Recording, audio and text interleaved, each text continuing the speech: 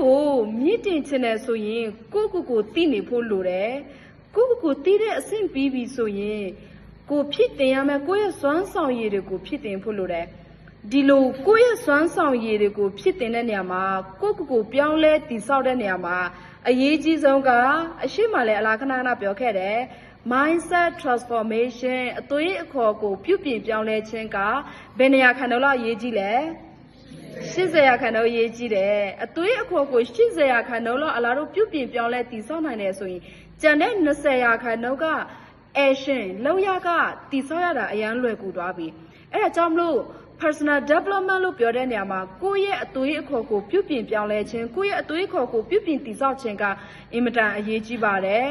အဲ့ဒီဟာကိုတနည်းအားဖြင့်ပြောမှဆိုကိုယ်မှာရှိနေတဲ့ fit mindset တွေကိုပြုပြင်ပြီးတော့ grow mindset ဖြစ်အောင်အလားတော့မွေးမြူတည်ဆောက်ရတဲ့လုပ်ငန်းစဉ်တရားဖြစ်တယ်ပေါ့နော်အရန်ရိုးရှင်းပါတယ် personal development အကြောင်းကိုအလားလေ့လာတဲ့အခါမှာကိုယ်ရည်ကိုတွေးမြင့်တင်ခြင်းနဲ့ဆိုကိုသိအောင်အရင်လုပ်ပါ